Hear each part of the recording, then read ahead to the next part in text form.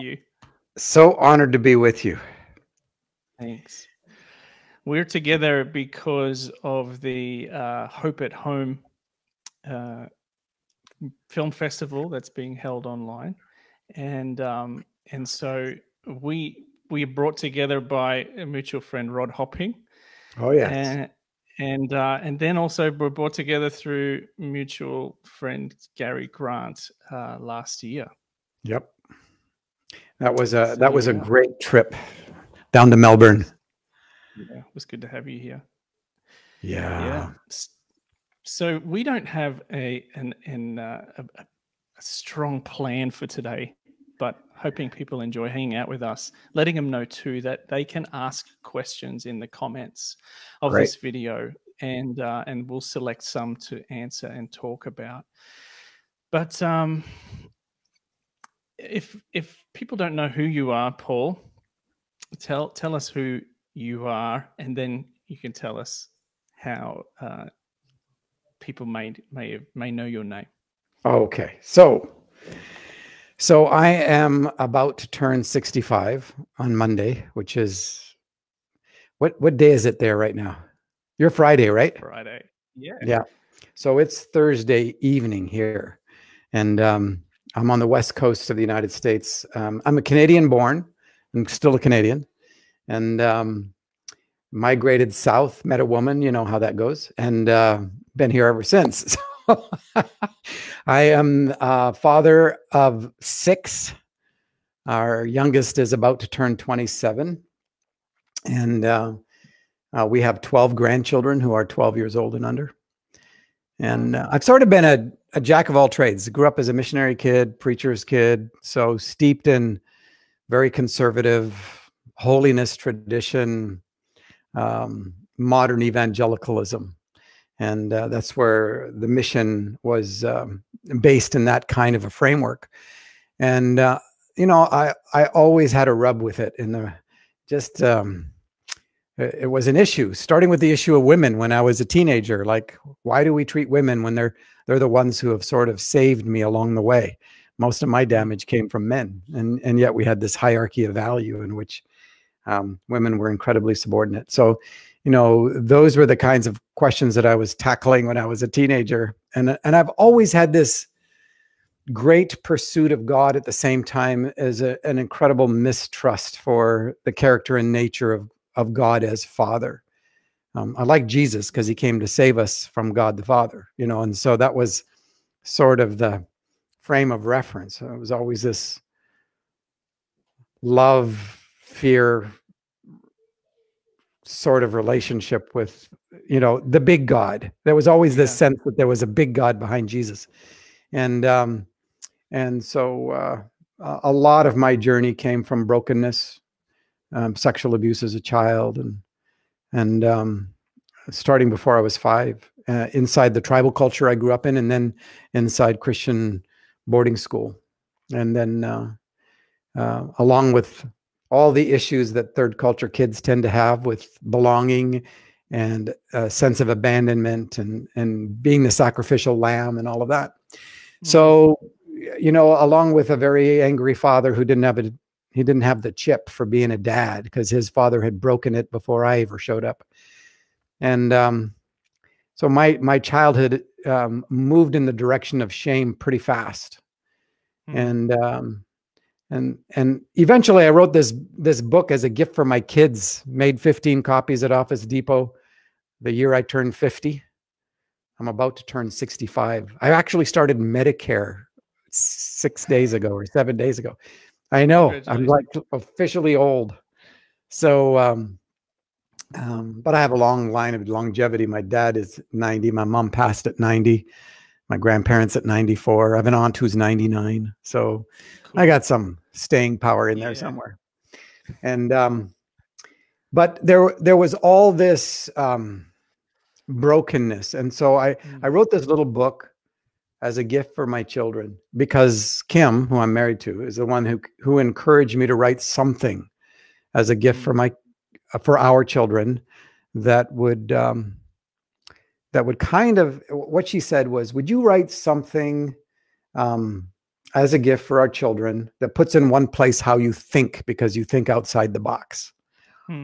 And later, when it actually was put in print, which I never anticipated, she said she was actually thinking 4 to 6 pages, would have been sufficient. So a journal article submission, not a thesis. Yeah, really, really. So I wrote a story for my kids, because my kids love story, and every human being is a story anyway. And so we have this affinity for story.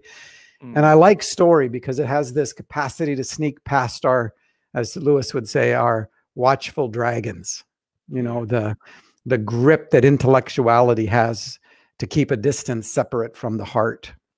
And so, I wrote a book called The Shack, and it represented in many respects the broken soul, the place we get stuck, the place, excuse me, the house on the inside that people have helped us build.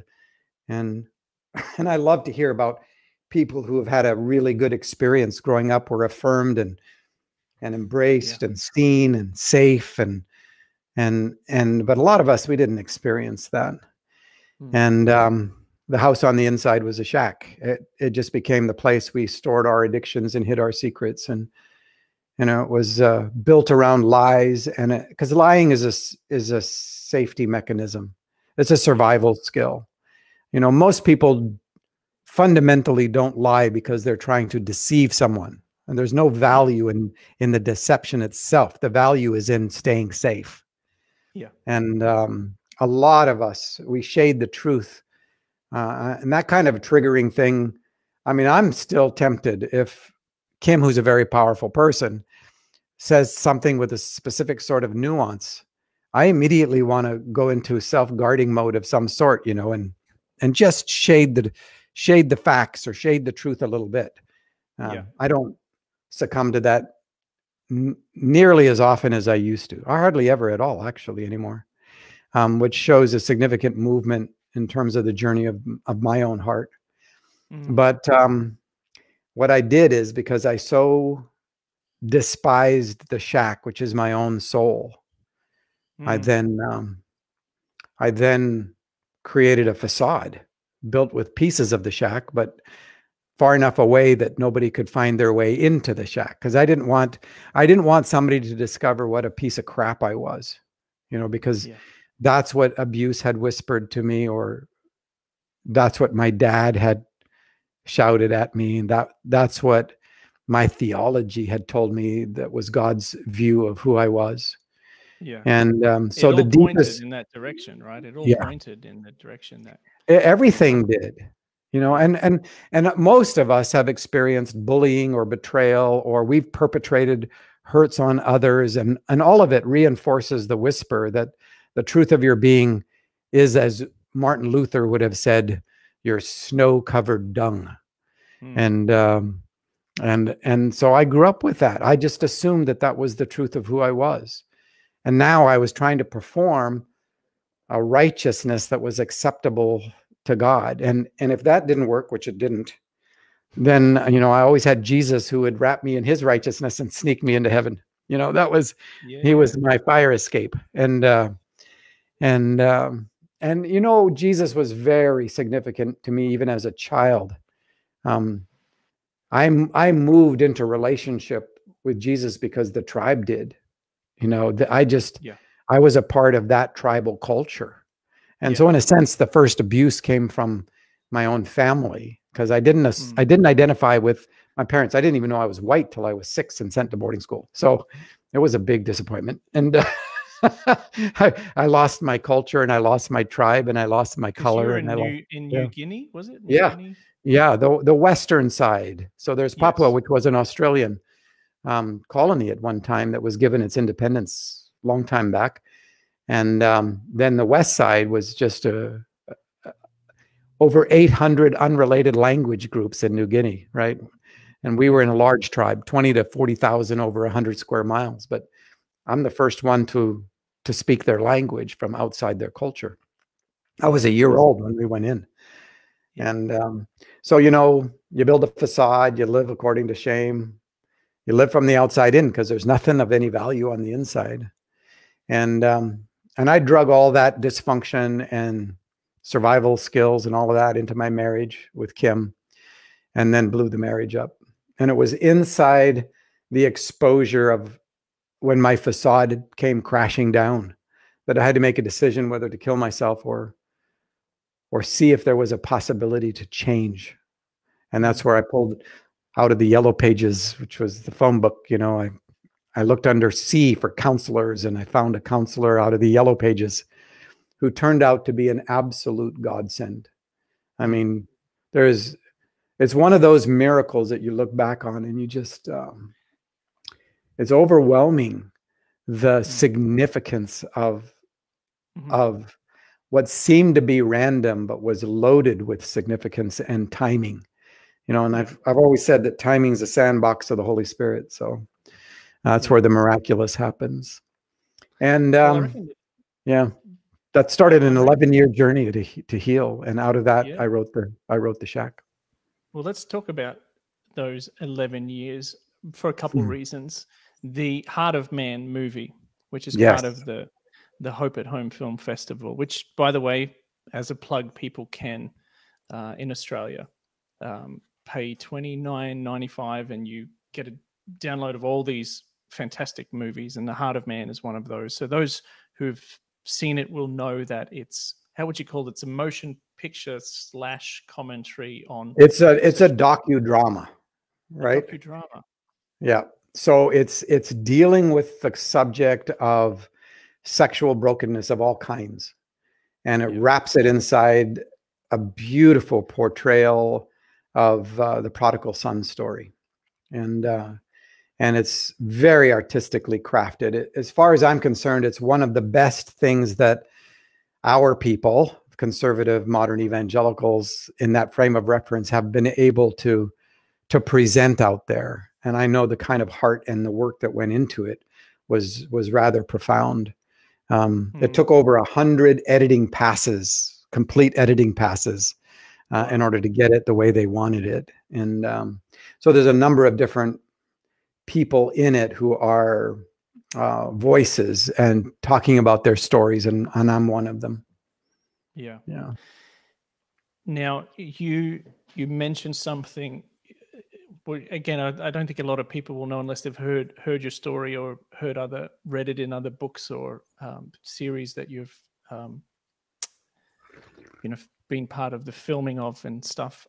But people don't realize that you'd committed adultery, and as you said, there was an 11-year gap from 39 to 50 odd, where you'd done hours and hours of counseling and therapy and trawling through these parts of your heart that didn't quite know the truth of who you were and what Jesus thought of you. And those who know me will know I've got a background in healing and healthy hearts and all those things. My wife is an accredited counselor, so we kind of live in this space and have a huge regard for therapy. Yet I don't know about American culture, but I know in Aussie culture, although I think it's changing, there is this kind of stigma around counseling. And back in my day, it was borderline demonic.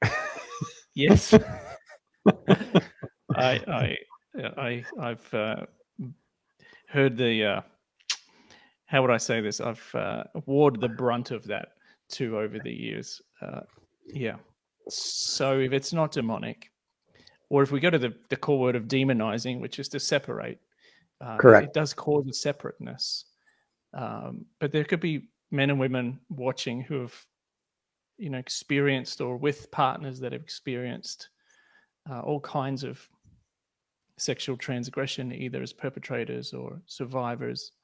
What would you say to them, having gone through what you've gone through? Well, I would say that exposure is absolutely necessary. The unexposed is the unhealed. And I think one of the most significant activities of the Holy Spirit is to expose us, not to humiliate us, But without exposure, there's no possibility to heal. And that's why secrets are so damaging. And everything that drives you towards aloneness and isolation is in the wrong direction, because it increases the delusion of separation from the love of God, separation from your own self. And so you've got to break the silence. In that sense, you've got to come out of the hiding. You've got to tell your secrets. When it says, you know, whatever you whisper in secret will be shouted from the rooftops, that's not a threat. That's a promise. That's like, no, we're going to work with this until you become an open book. Because as long as there are hidden chapters, you're going to revert back to them. You know, they're going to be part of how you believe or what you believe about yourself. And that's a hugely painful process. Exposure is no fun. You know, it's as close to an understanding of hell as I know. And I would never want to go back through what I did. And yet I'm grateful every day for it. But Paul, you didn't do it alone, right? You can't. Caring. No, you can't. No. This is the lie, that it's just you, and maybe just you and the Trinity. And that's all you need. Well, that's what I wanted. I wanted God to heal me without anybody else finding out about it. I wanted to be able to match the facade of perfection behavior, right? I wanted, that's what and I didn't do it. I didn't create a facade to simply deceive people. I created it in order, with a hope that if I could do it perfectly, then one day I would meld into that, and that's who I would become. Yeah. And it just no, the whole thing's wrong. Poet and philosopher John O'Donohue says that we're one of the few creatures that can actually take on a persona, put on a mask. However, we often forget that we've put it on and end up living under a false mask, under a false identity that we were maybe helped us, assisted us, kept us safe for a term, and then doesn't work anymore. You know, it was supposed to be taken off. And I think I'm 42 now, 3 kids, married 22 years, midlife, which is around the time that you blew up the world, also presents this phenomenal time for us to be able to, I don't know, look at these things. I think life has its way. God comes to you disguised as life itself, as Richard Rohr often quotes. Yeah. Sounds like a time for a poem. All right. Let me read you a poem by David Tensen. Now, folks out there, you got to understand, I love poetry. And you know, since John O'Donohue passed away, David Tensen is my current favorite poet in the whole world, and living poet. And I'm so grateful. You have no idea how often I read his poetry in conjunction with things I'm talking about. So we were just talking about masks. So here is a poem by David Tensen.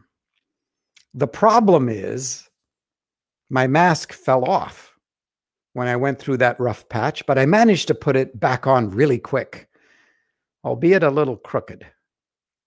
Then the colors started to run when I went through those storms, but I found some oil paints and I fixed it, albeit a little messy.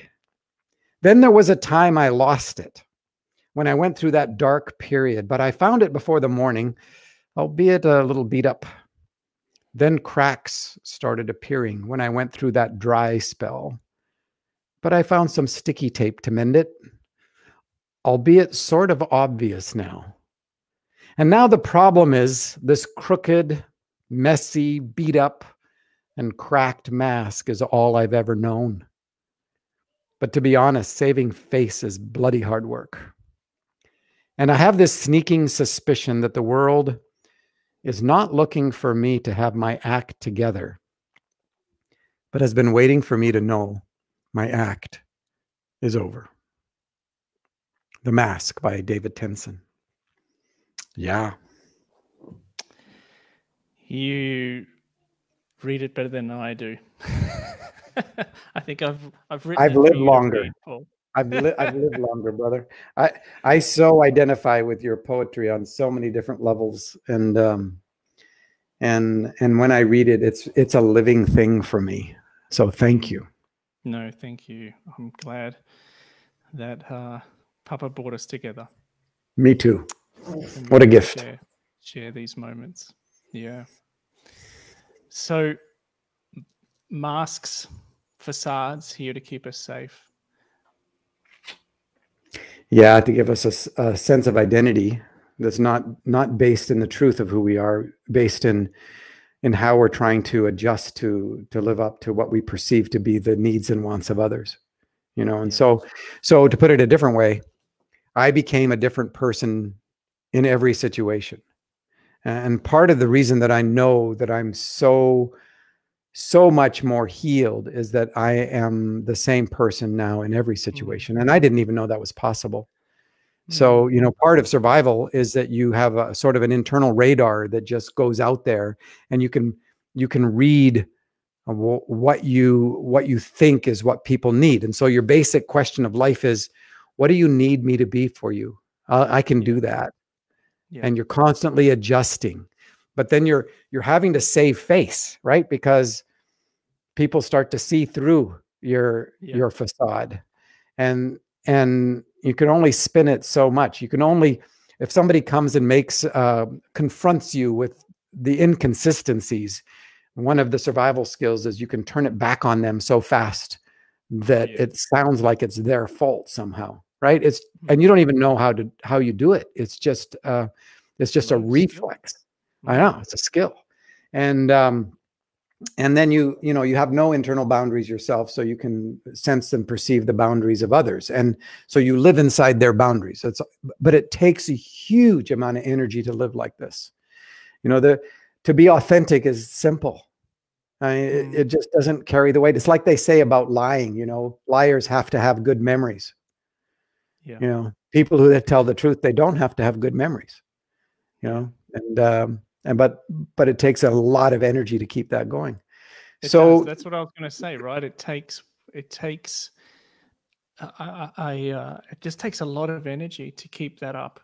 And it's not just about keeping everybody happy. It's ultimately about keeping yourself safe, and ways just to feel that you belong, feel that you're connected. One of my favorite quotes is from a great book called The Anatomy of Shame by Dr. Kurt Thompson. And he says, we're all brought into this world looking for someone who's looking for us. And that search never ends. We're all brought into this world looking for someone who's looking for us.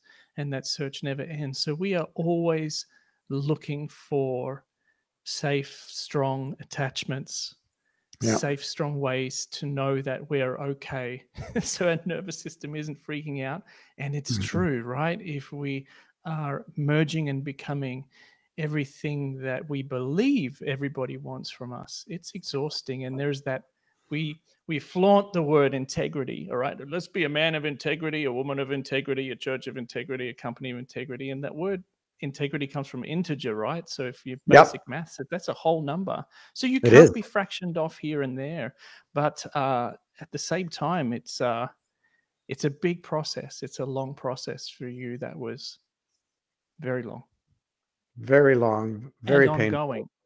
And ongoing. It never stops. I mean, there's a lot of finish work, but I can say that big, huge, massive pieces of the infrastructure were rebuilt during those 11 years. My view of God, my view of what it means to be human. And how do I know that? Because my capacity to love is beyond what I could have ever imagined. My ability to forgive, my ability to be present, and which is, I never was able to, right? Because trust is in the present tense. And so I was always, I call it future tripping, creating imaginations that don't exist, and trying to control the world, right? Because when you deal with fear, and shame too, but fear specifically, you either control or you trust. And trust is the the big thing. That's why we love religion, because you don't have to trust God. You just have to do what you're supposed to do, you know. And but trust. And this is, let me put a plug in for therapy, right? Or for other healing modalities at this point, because we kind of left that as a loose end. But for those of us who have such a difficulty trusting, a therapist is you're paying somebody to be trustworthy. I mean, that's really fundamentally what it is. And it's like, okay, I get to pay you to be trustworthy. But the beautiful thing about the healing, all the healing, the spectrum of the healing modalities, is that I believe that they're raised up by the Holy Spirit, because human beings are so incredibly crafted.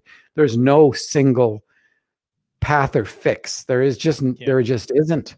We're too amazingly woven. You can put 10 children in front of the same abuse, and 10 lives will go in 10 totally different directions. And I think only the God who made you knows the intricacy of how to unwind that damage without hurting you even more. But it's going to require an openness. So like AA or the 12-step programs, I think the Holy Spirit was behind those things, because they've saved millions of people. And really, I mean, they even taught the church how to have a small group and, you know, and be truth tellers. Like, who'd have thought? And confession. What? So I am so grateful for people who are healers in the world, and most of them are wounded healers. You know, I know most therapists I know, they learn the kindness through their own suffering. And they are trustworthy because they understand. You know, Scott, who was the guy I pulled out of the Yellow Pages, you know, the first day we met, I asked him the first time I've ever asked a human being this question: can you help me? I had never asked a human being that. Right? Why? And I'm 38 years old, and I'm going like, can you help me? And he said, I can. I said, look, I just don't need somebody to ask me how I'm feeling about this, because I was feeling absolutely wretched and wrecked. I said, what I need to know is, can you get me from A to Z? Can you do that? And he goes, I can, but it'll take a year and a half. I said, I'm in. He goes, yeah, right, Paul, everybody sitting where you are, you know, Kim had caught me in that 3-month affair with one of her best friends, and that's what blew the world up, and the facade and everything with it. And I didn't go looking to save my marriage, and I didn't go looking to fix Kim. I went because it was either find a way to change or I'm done, because I'm not going to hurt anybody like this again.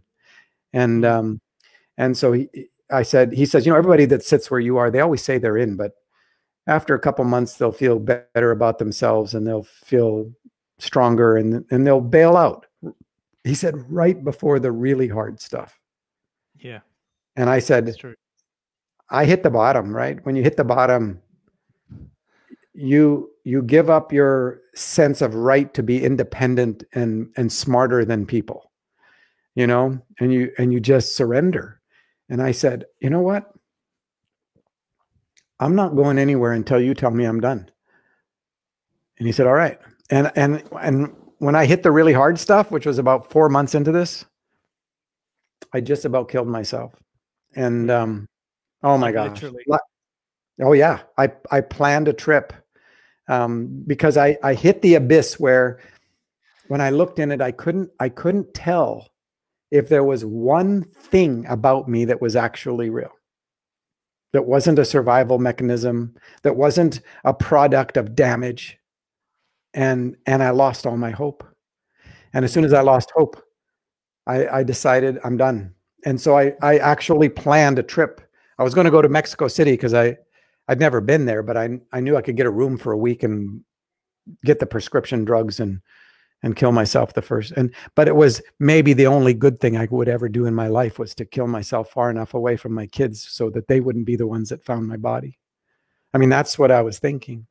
And I got intercepted by by a friend who had no idea what was going on. Just showed up and said, "Where are you right now?" And I described all of this. And I said to her, you know all that I am? Little piece of pile of dried up shit. And the wind is howling, and I'm terrified that when it's done, there will be nothing left. Yeah. And she's the one that said, "There's a seed in there." And I went, "A seed?" A seed. And then I think, if there's a seed, something that was actually alive could grow. Mm. And then I thought, seeds, they grow good in this kind of stuff. Yeah. Yeah. And all my hope came back in this almost invisible little seed that she said was there. And I went back to Scott, told him what was going on. And we continued work. 9 months into this, he said, "You're done." And I went, "Scott, it's been only 9 months, And you have to understand, every day that I'm with Scott, I'm talking to Kim because I'm not holding anything hidden. And every day she said the same thing. "Yeah, right, whatever." And that's okay. That's okay. Because I never thought that she would ever trust me again. And why should she? I mean, I really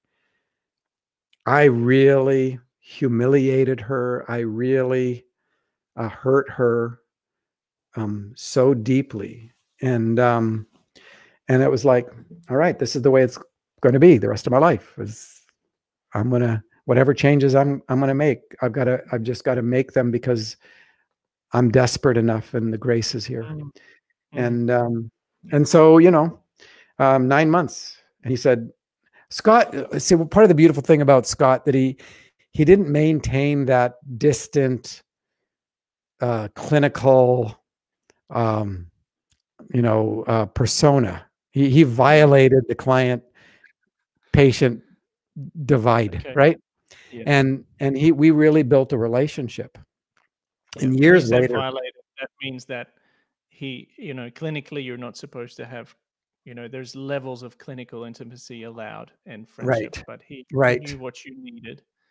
And he was very careful, as he just allowed that to blossom.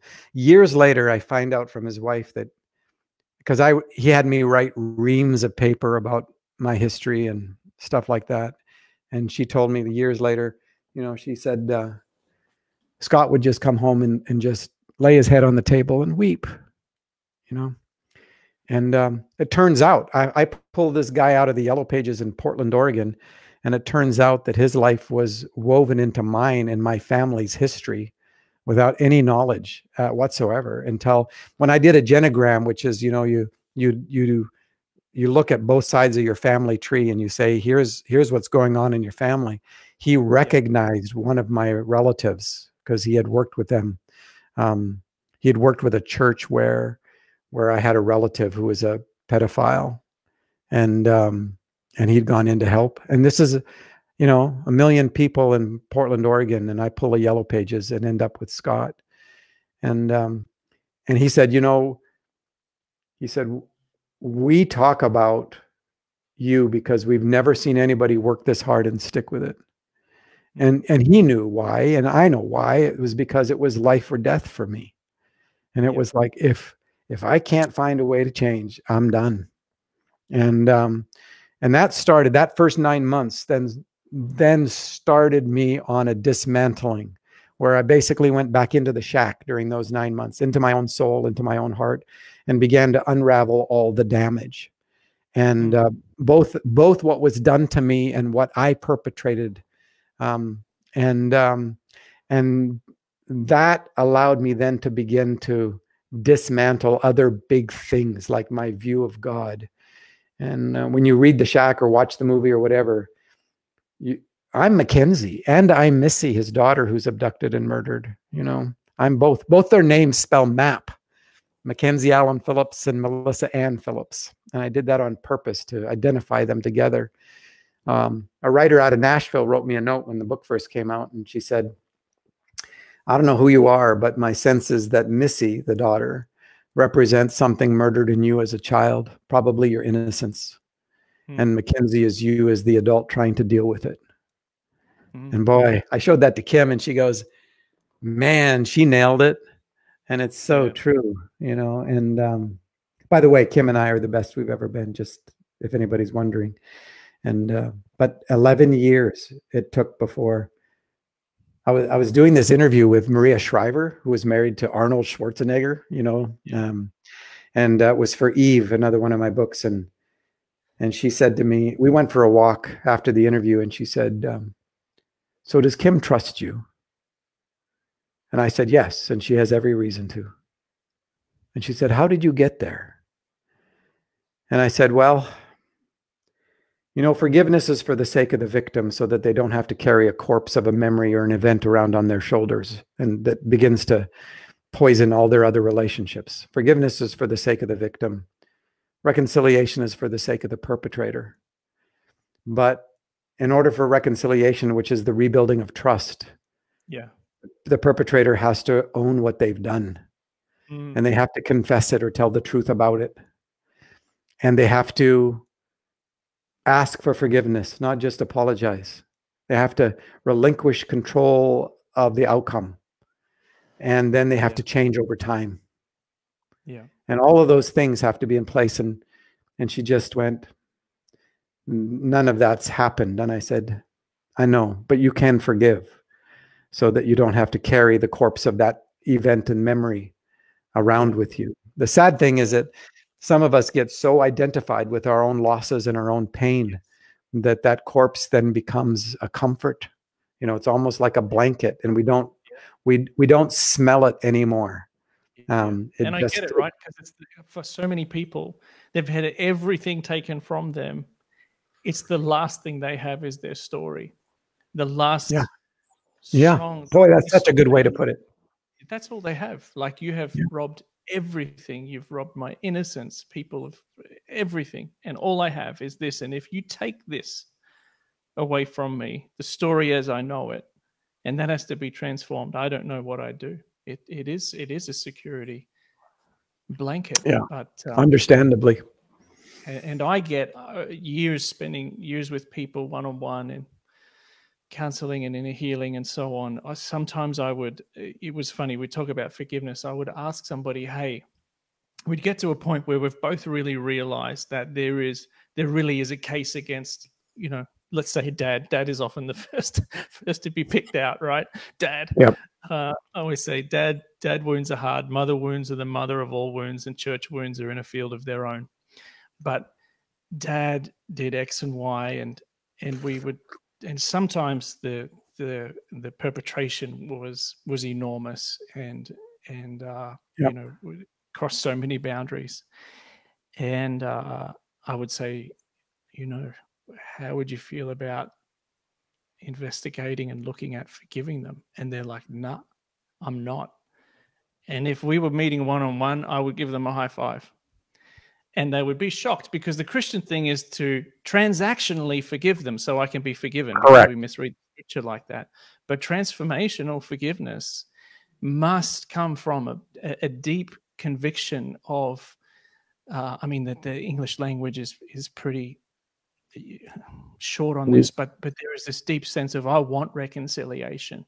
I want freedom. And if they say no, I at least said, well, thanks for being honest. Like, and I get it. It kind of indicated to me that it wasn't a lack of maturity, but there was some deep sense of, hey, hang on, this may be all that I've got. And who knew, months later, they might say, you know what? I think I'm ready now, because the story had to change. They could no longer be the victim or just a survivor, or whatever label helped them feel connected to the world and connected to other people. And as you said, once you move to that abyss, that transitional liminal space between what I've been and who I actually am, that's a very scary and dark place for many of us. Those liminal threshold moments between, you know, deconstruction and reconstruction, between organization and reorganization. It's a razor's edge and a severe mercy, all at the same time. You know, I think because a lot of us have misunderstood the distinction between forgiveness and reconciliation. You know, forgiveness is where I let go of someone's throat. And the issue with forgiveness is if you're waiting for someone else to change in order for you to let go their throat, they may be dead, or most of them don't care. and it's or don't know. Right? Correct. Right. Like, I don't think that's the story, you know? Yeah. Yeah. Yeah. And I also think that if you confuse the two of them, you don't understand that you can forgive someone and not trust them. Correct. You know, again, the Christian sort of thing is the proof of forgiveness is that you allow the perpetrator to have access to your kids again, or, you know, that you're supposed to be friends, or, you know, that's proof that you've forgiven someone. No, you don't have to trust somebody. That trust is rebuilt because of the process of reconciliation, which is a process. Forgiveness itself is a process. If it happens. When it does, I always say that reconciliation is a greater miracle than raising the dead, because raising the dead is biological and temporary, and reconciliation is eternal, and involves the whole person, right? So yeah, absolutely. Not that we don't grieve still, because the consequences of our choices actually matter. You know, that's part of the monumental magnificence of being human, that our choices actually matter. The choice to forgive actually matters. It ripples into the cosmos. And so, you know, the choices go ahead. What do you think God's heart is? Do you think God's heart is towards those, Paul, who say, I won't forgive, or I can't forgive? And I would only ask you because you're 65 nearly and have walked through this to speak on God's behalf, but just your sense from your own experience. And well, I can tell you that God's heart never changes. You know, the act of forgiveness is seen as part of a process of moving toward wholeness, but it's not anything that interferes with God's relentless affection for someone. You know, the beautiful thing about God is that he knows me completely. The Trinity knows me completely. And they are completely aware of what is the truth of who I am, as opposed to what I present to be the truth of who I am, or think the truth of who I am is, or what other people's opinion about the truth of who I am is. And Trinity knows the truth about me, as well as knows completely how hard this journey is. And this is a God who runs towards suffering, not away from it. And so, you know, I have a friend who says, one of the things I love about Jesus is that he sets the bar, and if it's too high, he lowers it. You know, it's like, hey, there's 5,000 people who need to be fed. Well, feed them. Well, can you get them into groups of 10? We'll get back to you on that, you know. And it's like, but this is also a God who won't let you stay where you are, right? Yeah. There's always this, like, all right, let me put it this way. People have asked me, you know, what is the church? And I always say, you know, it's the relationship of the Father, Son, and Holy Spirit. That is the real fundamental definition of the church. And one of the ways you can tell if your community of faith is an expression of the Father, Son, Holy Spirit. There's lots of ways to tell, and we're a mixed bag, so we mix up all kinds of garbage along with, you know, the things that are beautiful. But one of the ways is, does this community of people move at the speed of the slowest? Love it. Love it. Yep. And it's like every healthy family moves at the speed of the slowest. It's just what we do. And so does Trinity. So in the Trinity, I am always the slowest. And Trinity moves in my life at the speed of the slowest. You know, if you've got a family and everything is going great, and you have another child who comes into the world with Down syndrome or autism or all that, everything grinds to a stop, and everything now moves at the speed of the slowest. And institutions and structures, they move at the speed of the vision, or the speed of the mission, or the speed of the leadership. And it's the slowest that gets shunted off because they don't fit the plan or the mission or the vision. And but family is not like that. And Trinity is family. Yeah, beautiful. Hmm. There are some questions here, except there've been so many comments, Paul. They've kind of fell off the edge of the comment list. So I get Jono to put some back in there. If you have a bit more time, do you have time? Do you want? Yeah. Do you want to? Let's All right. let's go for Let's talk about the fire of God. Ooh, yes. Now, I do have a poem that was influenced by George MacDonald's material, and I know this is something you're passionate about, because this refinement process we talk about is the fire of God, and without, I don't care if we get in trouble. People should know where we kind of stand anyway. But there is this huge, common, I should say, misinterpretation today on the fire and everything listed with the fire, or mostly being the fires of hell and the fires of torment and things in that space. I think we have a shared different view on that, a little more influenced by the George MacDonalds of the world. Let's spend some time talking about that, because I think it's actually really important in this discussion. I do too. Conversation. I do too. God is love, not is love, but, right? There's no but at the end of that sentence. God is love, and there is no fear in love. And God is a consuming fire. If you want to talk about the very being of God, of Trinity, it is not only love, but that love is a consuming fire. And it's like, so what is the object of that fire? And you're presented right from the burning bush onwards, that this fire is intended to burn everything that is not of love's kind, anything that is not alive, but it will leave intact and safely protected everything that is of love's kind, and everything that is good and right and beautiful. And so this fire, I feel the heat of it, and it is a painful journey into the love of God. But that fire is not against me. It is the same fire that is in every parent's heart, or every grandparent's heart, or anyone who loves someone and sees some lie or something that has damaged them, is threatening the living, right? So I have a daughter who fought a brain tumor for over 10 years, right? A little piece of tissue on the backside of her pituitary gland. And you know, as a result, she became susceptible to a little whisper that says, "You're damaged goods. You're not enough."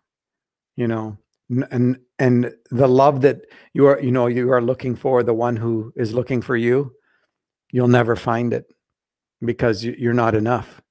Now, I'm her father. Give me the power to be a consuming fire. And I not only would destroy that little piece of tissue that doesn't know its own boundaries, but I would absolutely obliterate that lie, right? Yeah. Is it because my daughter didn't live up to my expectations, didn't perform well enough? That has absolutely nothing to do with it.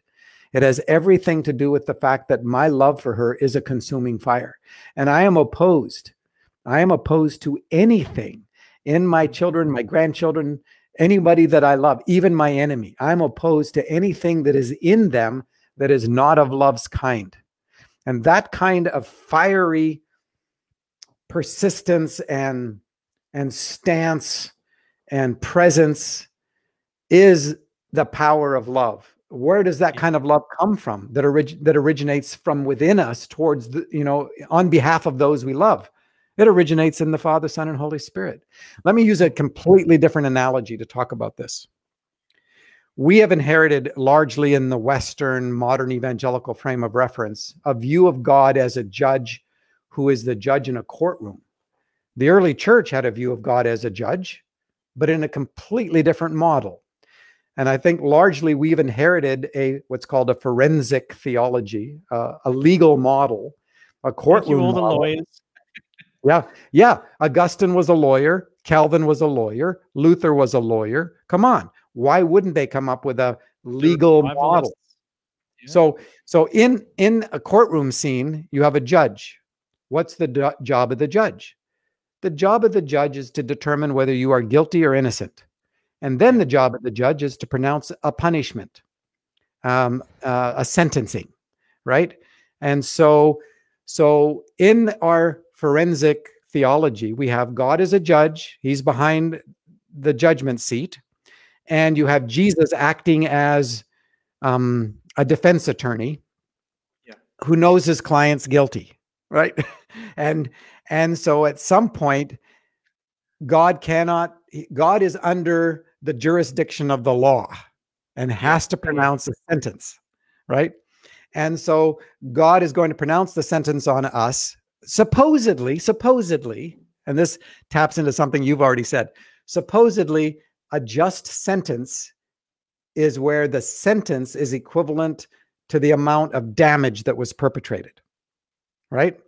An eye for an eye, not a heart for an eye, right? So even the legal model and the law, it's like, no, where eternal conscious torment, for children or for the mentally ill, or for how that fits in, that goes to another really fundamental lie that's been perpetrated on us. But I thought you was going to go somewhere else. I know. Well, it could easily.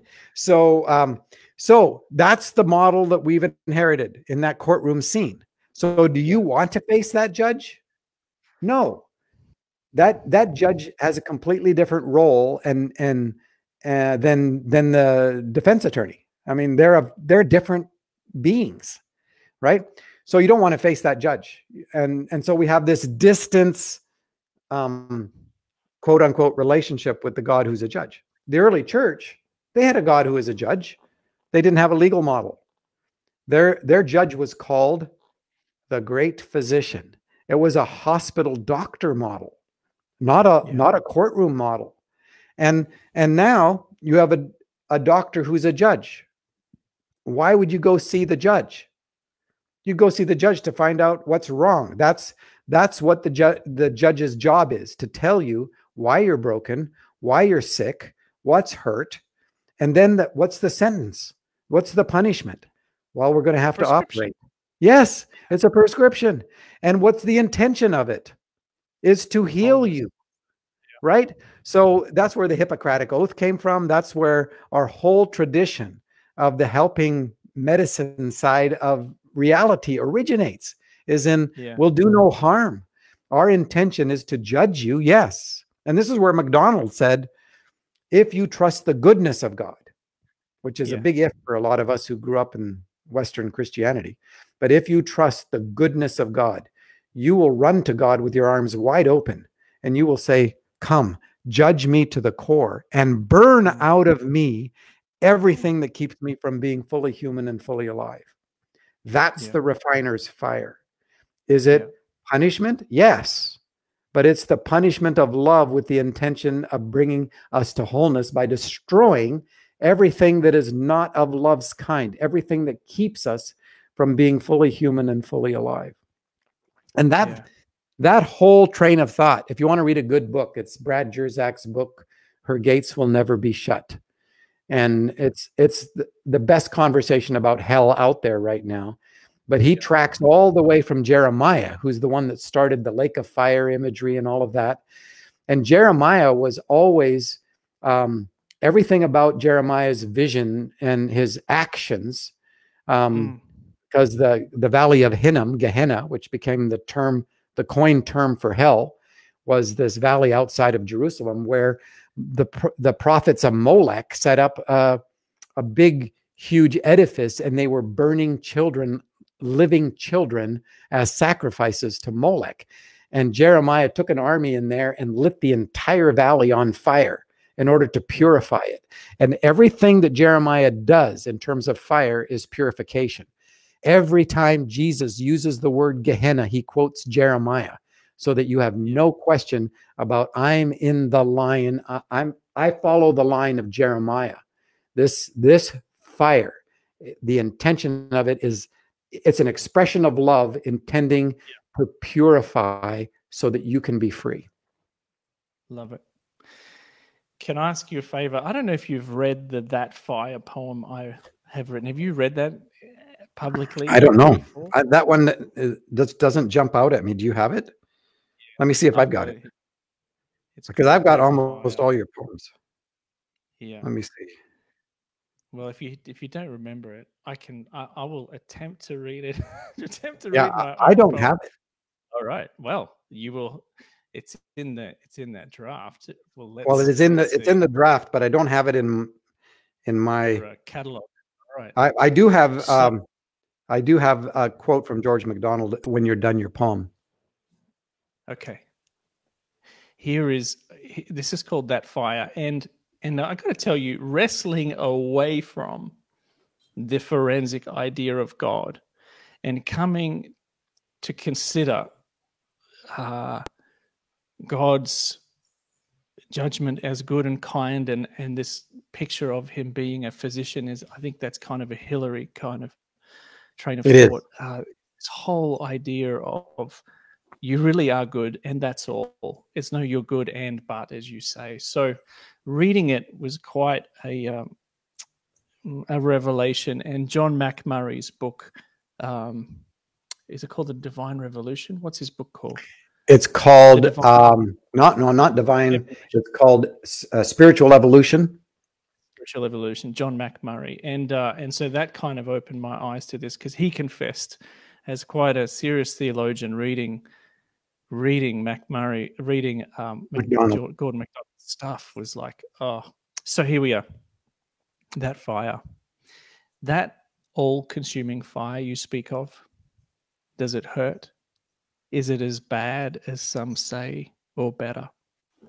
Does it really burn away all that doesn't belong, all that is unlike you, all that is not of your kind, all that's not of love?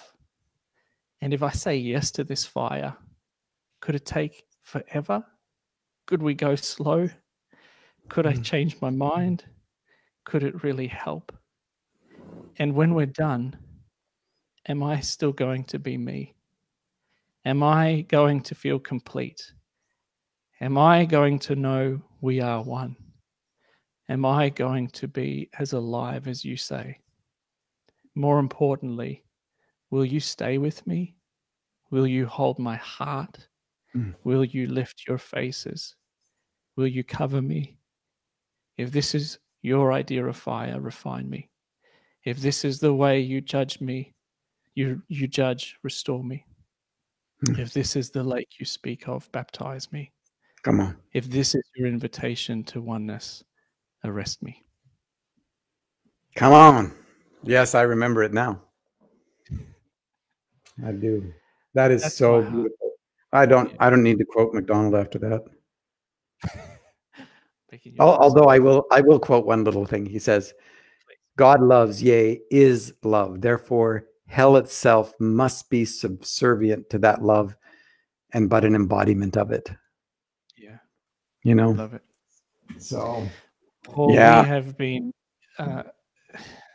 loquacious for an hour, talking for an hour, and it has been so good to see you. We're going to stay online, but I think they're going to finish the broadcast in a second. To everybody who is there, do let us know in the chats and comments how much you've enjoyed this, and do feel free to share it with your friends. This is a shareable link now.